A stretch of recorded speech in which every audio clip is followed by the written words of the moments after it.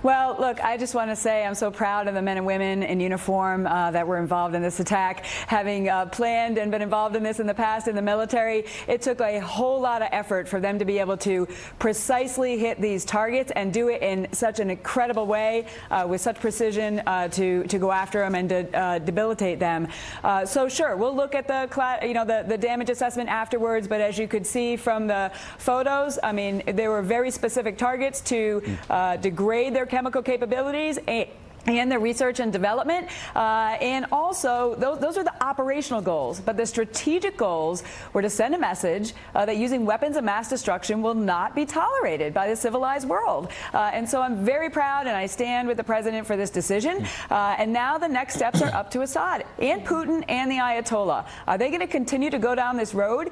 This cannot be tolerated. Remember, Russia used chemical weapons in London, and North Korea is watching as well, killing his own half-brother with VX nerve agents. So this was a very strong message strategically and operationally. Geraldo, you've covered that region of the world for quite some time. You know it well. As they said from the podium, there was no material resistance from Syria, meaning when they did shoot, it was after our missiles had hit. Assad would not have taken that response without Russia telling him to do so at some level. What does that say to you about Russia's response to some American strength here? Well, first of all, I think that it is a huge win for President Trump. I had my doubts because I feared that the retaliatory strike was in cold blood. Too much time had passed. I was wrong. This was a dramatic and proportional strike. It was awesome. I'm delighted that the British and the French joined in this awesome air armada, which apparently accomplished exactly what the Pentagon wanted it to. It sent a message to Assad in terms Russia. I think the response from Putin has been relatively muted.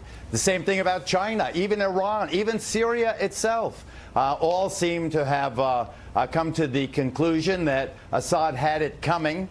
I don't know where we go from here. I don't know what our strategic goal is in Syria. Is it the partition of the country? What is it? Is it the ousting of Assad? I hope that we don't stick around to build a nation here. But in terms of this military strike, I think that it hit exactly what they wanted it to.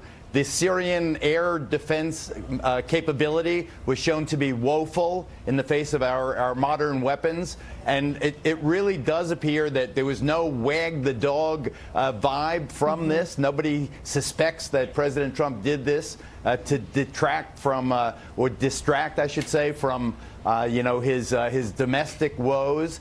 This was in every regard, I wouldn't necessarily say mission accomplished, but I will say that Assad crossed the red line. Trump said, don't cross the red line. If you do, you're going to be punished. I promise you, you're going to be hurt. And he was punished. He was hurt. And I applaud the president and our men and women in our armed forces. They've done a magnificent job. The Congresswoman and Colonel North are absolutely right. Ollie, not everyone agrees that this was the right way to approach this. You have a number of Democratic lawmakers, Kirsten Gillibrand, for example, who says there was no plan, there was no strategy, no authorization. You have served this country for so many years. How important is it at a time like this for the nation to come together to support what the president is trying to do here? And when they cross that red line, a dictator in another nation, that we act on that? Ollie. Was that for me? Ollie, that's to you. Oh, Ollie. Well, look, first of all, I want to go back to what I said at the beginning, and everybody enforced that. This was a limited objective, and an appropriate amount of force was used on it.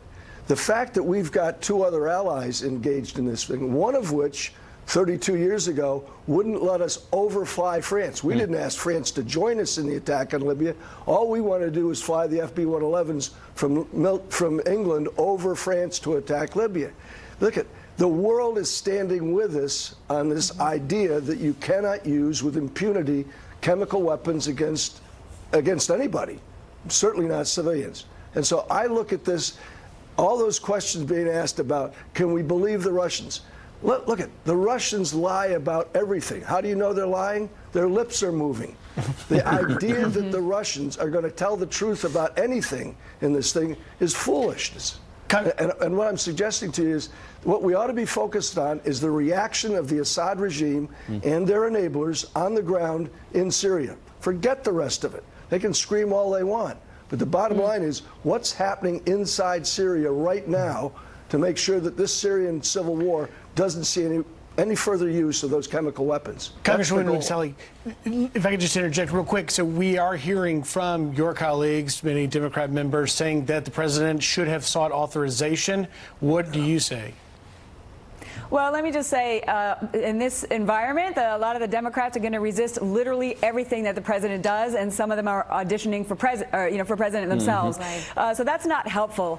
In this case, I believe the president had clear authorities under the Constitution, his Article 2 authorities, the War Powers Act, the AUMF. He had all the authorities he needs. Look, as soon as I landed last night, when I got back to Tucson, I had a phone call from an Undersecretary of State calling me with consultations to give us the information.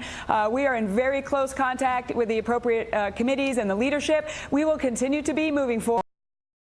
But I think this is just another example of the Democrats resisting everything the president does and the hypocrisy